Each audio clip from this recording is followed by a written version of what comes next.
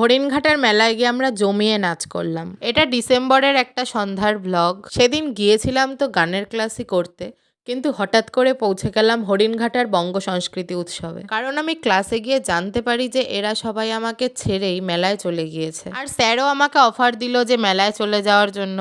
তো আমি কি আর সেটা ছাড়তে পারি? আমিও চলে আসলাম কাকুর গাড়ি চেপে মেলায়। আসার পরে তো আমি ভেবেছিলাম এদের সঙ্গে একটু ঝগড়া করব আমাকে না নিয়ে আসার জন্য, কিন্তু এদের মিষ্টি মিষ্টি মুখগুলো দেখে আমি তো আমার সব রাগ ভুলে গিয়েছিলাম। তো যাই হোক, খাওয়ার সঙ্গে সঙ্গে কাকিমা আমাকে পাপড়ি চাট খাওয়ালো।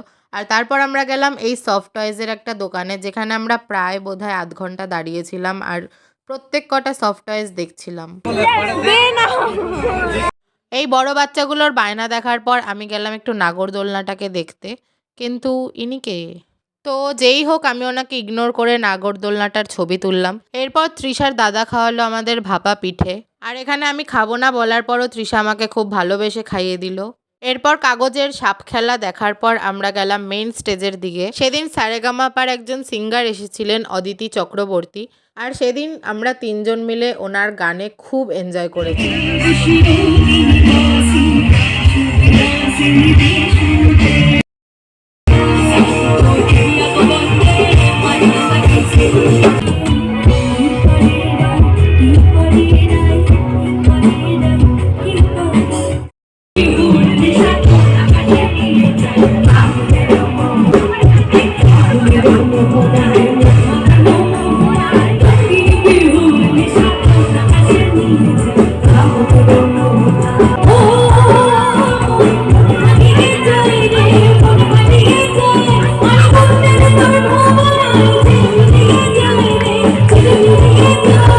আর এইসব নাচানাচি হল্লাহল্লি শেষ হওয়ার পর কাকু আবার আমাদের জন্য পিৎজা নিয়ে আসলো, আর সেটা খেয়ে আমরা বাড়ির দিকে রওনা দিলাম।